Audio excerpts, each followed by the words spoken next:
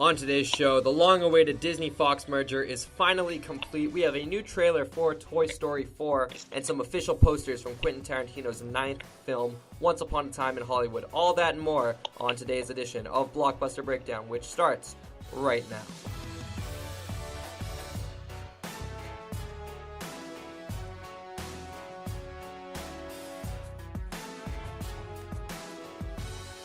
Alright, what is going on, guys? Welcome back to another edition of Blockbuster Breakdown. I am your host, Liam Crowley, joined alongside, once again, by Mike Gillis. Mike, how are you doing on this fine Wednesday? What's up, guys? I'm back from another short hiatus, rehearsals, and just got back from spring break, actually, on Thursday, because I had to go back for rehearsal, but I'm ready to record another episode.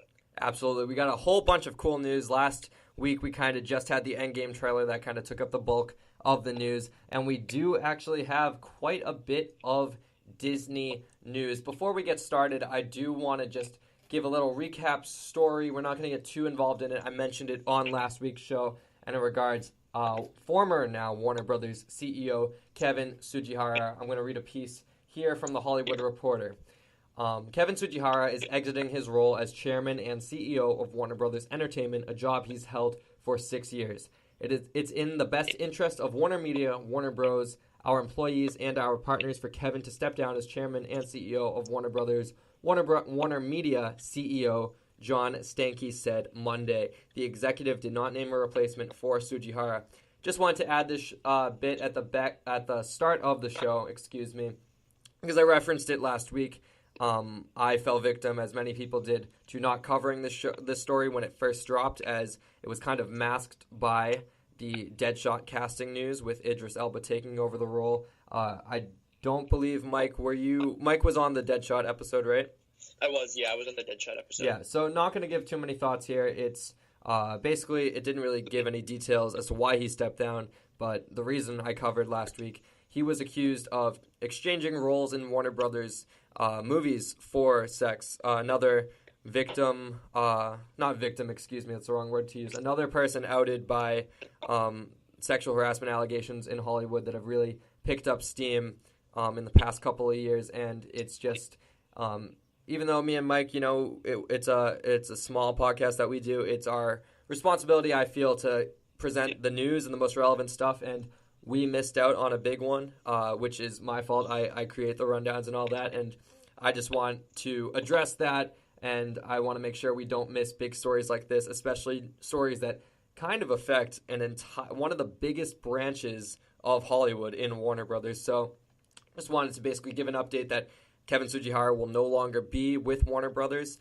and I think it was a wise move for him to step down, as I don't think a lot of employees could focus and do their due diligence over at Warner Brothers if they're working under someone with such horrible accusations. I don't know if anything's confirmed yet. I believe it's an ongoing investigation, but wise move for Kevin Tsujihara to step down, and we'll see how Warner Brothers moves on in the coming weeks.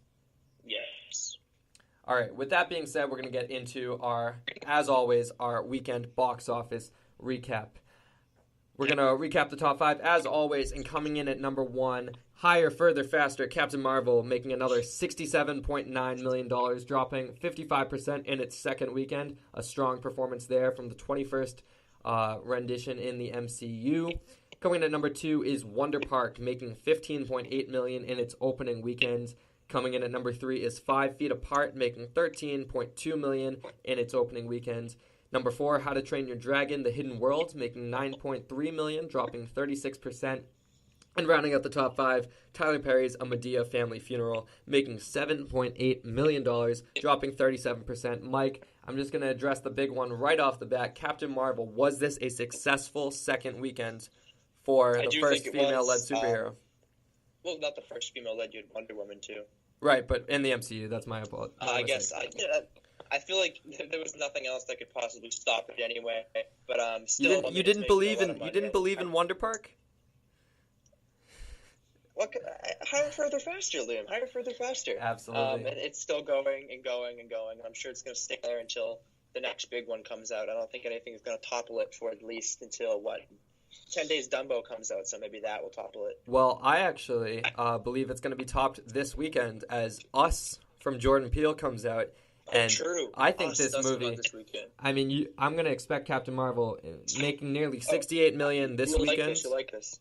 Sorry? Guess what I recently saw? What did you recently saw? see? Finally. Did you see Get Out? Finally saw Get Out. I finally saw Get Out. Yes, I love that. We'll have to cover it at some point on the show.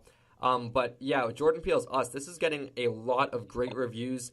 I mean, you're gonna get the hyperbole reviews right out the gate. But people are calling it the best horror movie ever made. They're saying it's a very good successor to Get Out. Obviously, they're not related, but it's Jordan Peele's second movie, and Get Out was such a massive success. His first movie directing, and it got nominated for Best Picture. Yeah. So you gotta. I've said this before a couple times. I don't know if I said it on the podcast, but I feel like every decade, even though this decade's almost over, but like has a director you can look back on to. And I think Jordan Peele is going to become that director because he's making these great movies like one after another. He's like not pumping them out, but he's really like proving himself as a director. Yeah, I believe Us is going to make north of $40 million in its opening weekend, which is huge for a horror movie, but Jordan Peele's name attached to it, and I think it has had a great marketing campaign. We really don't know what this movie is about, but we do know it's from Jordan Peele. Winston Duke is the male lead, coming off of Black Panther and Infinity War. He's actually one of the survivors in Endgame. And yes. Yeah, I believe Us will take the number one spot next weekend. But talking more about Captain Marvel, a lot of people saying this movie was going to flop, and it's actually likely going to hit $1 billion, already making $780 million worldwide. Saying this movie was going to flop is kind of dumb. I don't think, even if it was like, it doesn't matter who it is. It's a Marvel movie. It's going to make money, and it's going to be number one for at least 2 weeks. Absolutely. Like, it's not going to fail. Yeah, huge success for Captain Marvel. We will have our Captain Marvel review. I did say it was going to be last Friday, but I wanted to make sure I reviewed it with Mike because we kind of have differing opinions on it, and I know it'll make for a great conversation, a great review. So our Captain Marvel review will actually be dropping this Friday, so be on the lookout for that. With that being said, we are going to move into our stories for today's show, but as always, we like to remind you that this show, Blockbuster Breakdown, we talk blockbuster movies on this show, but those movies are not just relegated to the movies with the big budgets. Those movies are any movie that has that mainstream appeal, typically based on extensive source material, and one of those movies where the trailers alone make you go, I need to see that right now. I can't wait any longer. The movies that typically have teasers for the trailers, those type of movies that just get people so excited. But we're not actually going to lead off with a movie with our first story. We are going to lead off with what will go down as one of the biggest stories probably of the 21st century in entertainment, and that is that Disney's acquisition of 21st Century Fox is finally complete. This story comes from Entertainment Weekly. To quote a certain mystically inclined neurosurgeon, we're in the end game now. By 12:02 a.m. Eastern Time on the morning of Wednesday, March 20th, the Walt Disney Company's acquisition of 21st Century Fox will be complete, putting the cap on the long gestating negotiation that will see the merging of these two Hollywood houses. The deal, first announced in December 2017 with a multi-billion-dollar price tag, will see Disney absorb the 21st Century Fox movie and TV divisions. That includes the film rights to the X-Men, Deadpool, Fantastic Four, as well as Avatar franchises from James Cameron, the specialty distribution of Fox Searchlight, which released Oscar winners The Shape of Water and The Favorite, and TV hits like The X-Files and Empire. Mike, this was one of the first stories we actually covered on the podcast way back when. What are your first thoughts on this? Well, you know, the clock strikes 12:02 tonight, and everything changes forever in the film industry. And I think it's pretty crazy that Disney is going to be controlling some of the biggest franchises that are in cinema today, and you know, throughout the 20th century up to today. It's really crazy. I'm surprised that people aren't fighting this because it seems like it's going to kind of be a monopoly. Because now they've taken 20th Century Fox, like, who are they going to take next if like another studio starts to slide or wants out of this, you know, like studiohood? Like it is interesting to see what's going to happen. Like Are they still going to use the name for like an Alien movie? If an Alien movie comes out, are they still going to use the name, or are they just going to get rid of the name and just put it under Buena Vista Pictures like Disney's other studios? So it is like a lot of movie politics involved. But I'm most excited to see X-Men and the Fantastic Four finally being brought into the MCU. Yeah, I'm not going to lie. It's very easy to get blinded by this story and go, oh my God, finally the X-Men and Fantastic Four are back in the MCU. Not back in the MCU. Like, this will be their first time in the MCU, actually.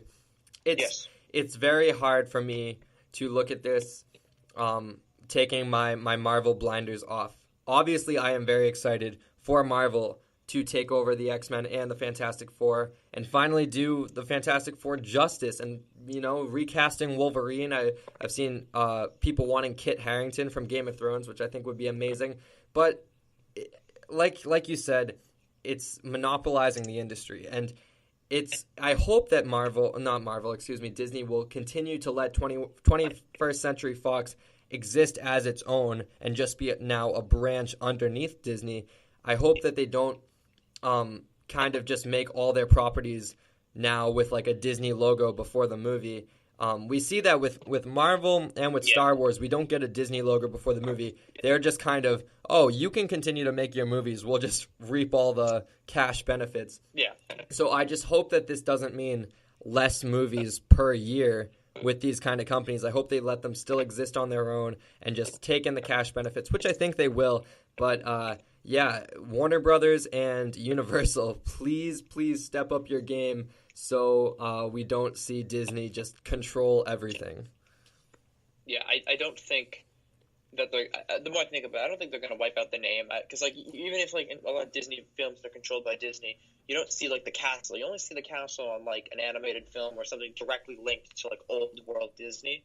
So I a lot of stuff you'd be surprised it actually comes out of the Disney house. So I think they'll probably keep the fanfare that begins those movies. They're gonna still keep that going. Oh, you got to. It's iconic. Yeah, it's funny though because Disney owns The Simpsons now. Think about that. Yeah. Maybe they don't own it, but they own broadcasting rights. Disney also already owns ESPN, and now I guess they own Fox Sports. So I think they can. Yeah, the only thing that they don't own is Fox News, which they don't need that. Yeah, I don't. As I always say, please don't mix politics and entertainment. But the fact that they now basically control the sports world, control most of the revenue from the box office, you got to imagine they're gonna come in. They've always come in at number one these past few years, especially now that Endgame's gonna make them $2 billion. Their Marvel movies alone could beat out Sony's entire box office revenue for a year. And so now that they own Star Wars and they own all of Fox, it's going to be interesting. Avatar comes out next year, I think. And that's 1 through 5. 5 which could easily those 5 sequels could make $10 billion. Yeah, we don't have to. I think it's ridiculous. It's another story. That's another story. Yeah, another story for another time. Hopefully, we'll actually get some more news on that. I do want to say that I don't think Sony is going to give up Spider-Man anytime soon. After the success of Spider-Verse, and after the success of Venom, I know you weren't crazy about that movie, but you can't deny crazy about Venom. You can't deny that it made a lot of money. Yeah, they're not gonna completely give Spider-Man over to Disney. I don't think ever. I think they're gonna hold on to Spider-Man forever. That's fine. Keep Spider-Man all you want. Just please don't take him out of the MCU because I love. Yeah, they can't Tom now. Holland. I think he's too cemented in there. They're not gonna rip him out. All right. Yeah. With that being said, the Disney Fox merger being complete, it's a massive story, and we'll get more developments. Even though this will kind of end the negotiations, and we're gonna no longer hear that Comcast was in the running. So now that the merger is complete, we'll be looking forward to more stories, more casting news, recasting the X-Men, recasting the Fantastic Four, and how Disney's going to brand franchises like Avatar, Planet of the Apes, all this kind of stuff. It's going to make for a lot of great news and content in the coming months and years. All right, with that being said, we're going to move on to our first movie story, and that is that Toy Story 4 released their first full trailer this morning. This story comes from CNBC.com. Disney released its first official trailer for Toy Story 4 Tuesday, teasing a life-changing journey for Woody, Buzz Lightyear, and the rest of the toy gang. At the end of Toy Story 3, a college-aged Andy gifted his toys to a little girl named Bonnie. Toy Story 4 appears to pick up not long after, with the toys facing off against one of their most difficult challenges yet,